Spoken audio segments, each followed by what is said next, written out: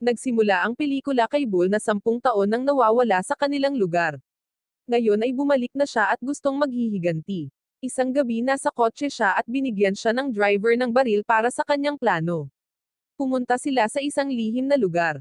Si Bull ay pumasok sa isang madilim na pagawaan na may matibay na layunin. Sa loob, siya ay gumagawa ng isang bagay na kakilakilabot, gumagamit siya ng baril para pumatay ng tao. Pagkatapos nito, pumunta si Bull sa isang maliit na bahay kung saan nakatira ang isang lalaking nagngangalang Ollie. Ang asawa ni Ollie na si Cheryl ay lumabas sa kanyang silid at nakakita ng nakakatakot na eksena. Si Ollie ay nakatali sa upuan gamit ang tape, at si Bull, na mukhang kalmado, ay nakaupo sa malapit. Ginawa ito ni Bull dahil sa mga nakaraang problema at masamang ginawa ng pamilya ni Cheryl kay Bull. Ngayon ay bumalik si Bull para sa paghihiganti. Desidido si Bull at patuloy na tinatanong si Cheryl tungkol sa kanyang pamangkin na si Gemma. Hindi siya tumitigil kahit na nakikita ni Cheryl ang kanyang asawang si Ollie na nasasaktan dahil sa kutsilyo ni Bull. Matapang si Cheryl at walang sinasabi tungkol kay Gemma kahit anong pananakot ang ginagawa ni Bull. Nakalulungkot, umalis si Bull ngunit pinatay niya si Cheryl. Kinaumagahan ay sobrang nakakalungkot ito para kay Gemma.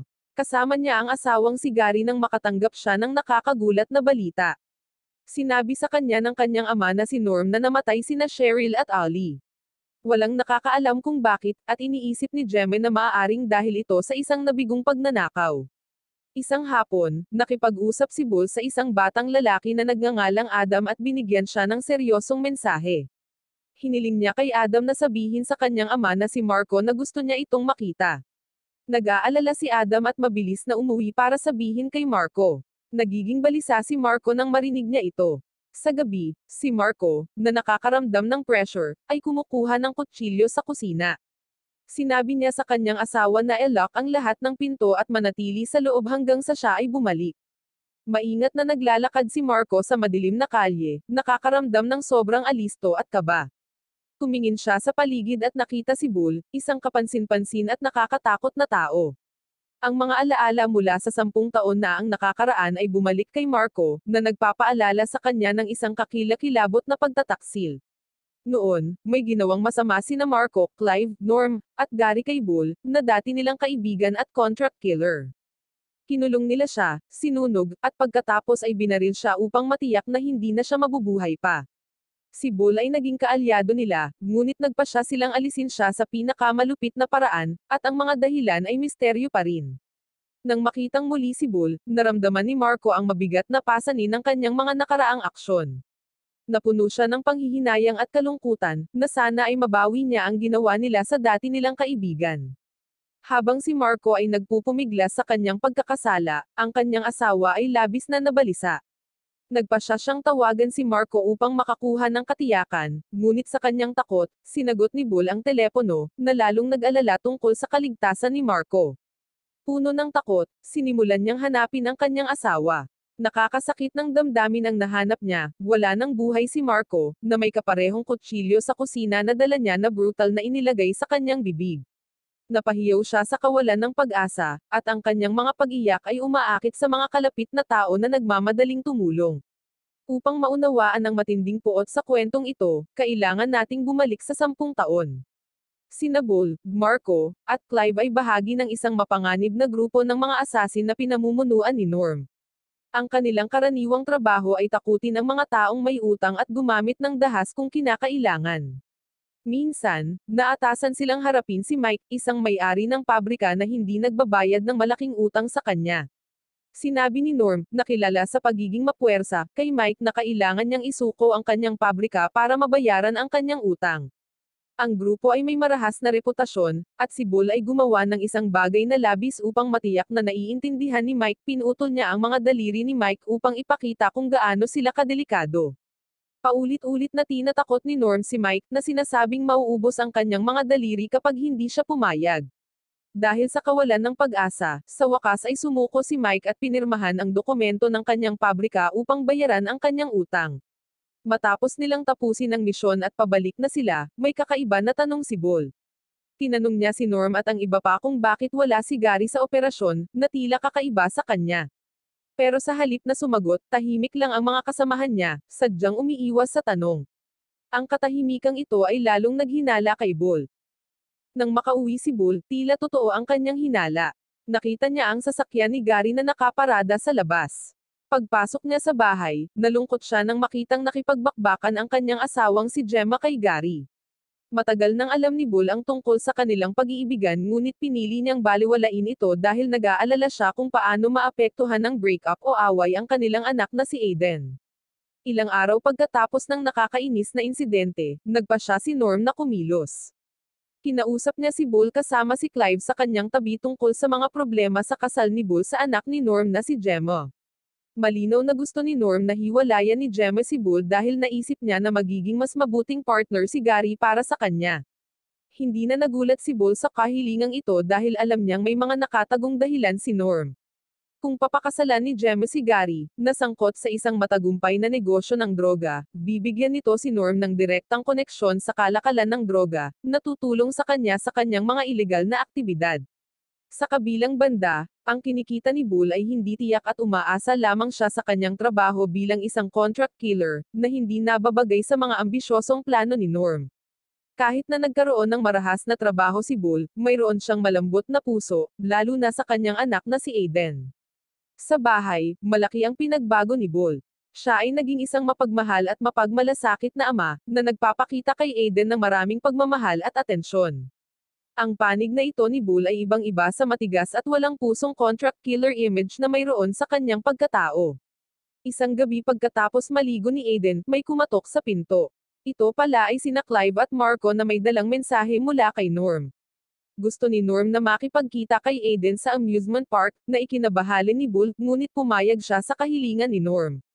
Nang gabing iyon, sa ilalim ng kumikinang na mga ilaw ng amusement park, pumunta doon sina Bull, Aiden, Clive, at Marco.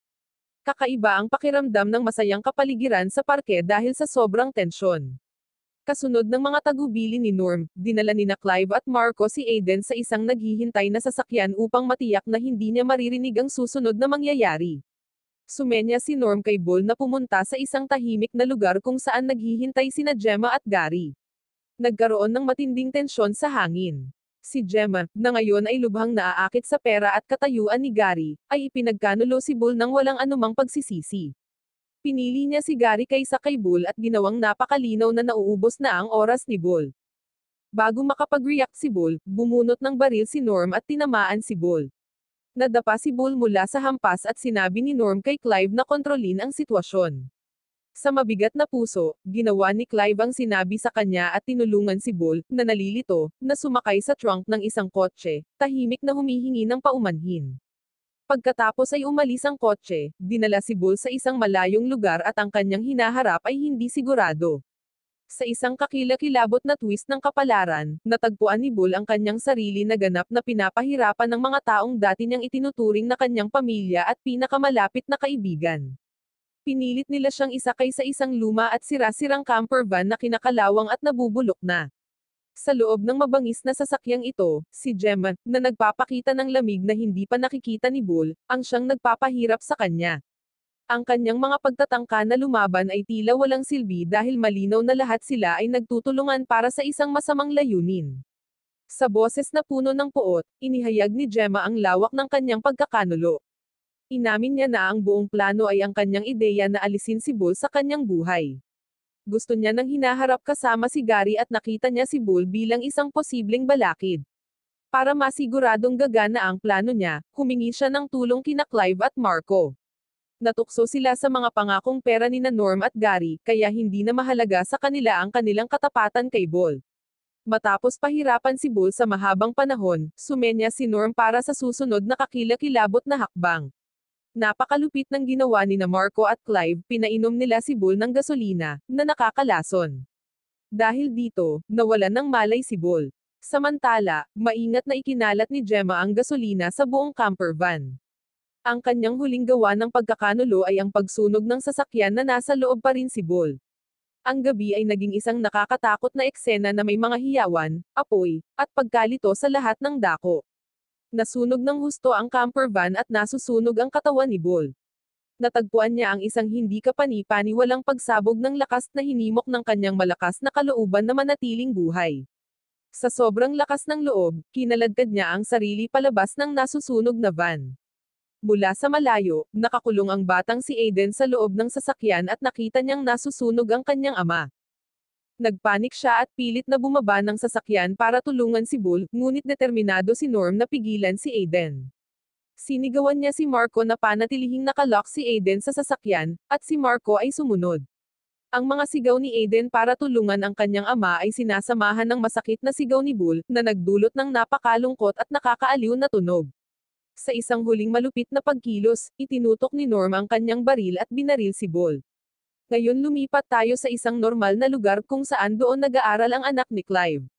Si Clive, na tila normal lang ang pamumuhay, ay dumating upang sunduin ang kanyang dalawang anak, ngunit nang malapit na siya sa kanyang sasakyan, nakita niya ang isang pamilyar na mukha na ikinatakot niya.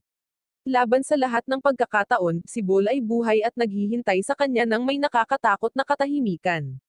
Sinabihan ni Bull si Clive at ang kanyang mga anak na sumakay sa kotse. Napaka-tense ng sumunod na eksena. Si Bull, na puno ng matinding pagnanais na maghihiganti, ay nagtanong kay Clive upang malaman ang tungkol kay Gary. Ang panganib sa mga anak ni Clive ay napakalinaw, at si Clive, na nag-aalala sa kanilang kaligtasan, ay mabilis na nakipagtulungan. Gumawa sila ng plano na lokohin si Gary sa pamamagitan ng pagkukunwari na may tao na gustong bumili ng maraming iligal na droga. Nakita ito ni Gary bilang isang pagkakataon upang kumita ng pera at mabilis na sumang-ayon. Nagpasya silang magkita sa amusement park.